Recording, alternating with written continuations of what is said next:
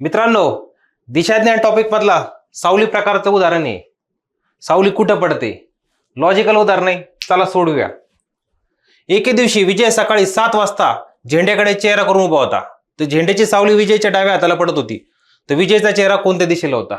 मित्रांनो, स्थिती कोणती आहे? सकाळची 7. सकाळची 7 म्हणजे सूर्य कुठे असणार? पूर्वेकडं. आपल्या ज्या दिशा त्याच धरायच्या. आणि ही पश्चिम. मग झेंडा इथे राहणार.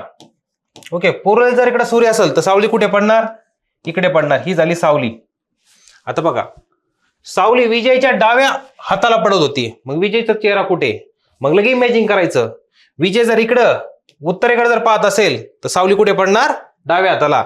आणि तो जर दक्षिणेकडे पाहत असेल तर सावली पडणार उजव्या हाताला. म्हणजे विजय कुठे पाहतोय?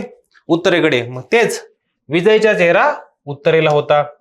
आहे की नाही सिंपल? असं डोकं लावून तुम्ही हा क्वेश्चन सोडा आणि याचं उत्तर कमेंट बॉक्समध्ये नक्की कळवा. थँक्यू.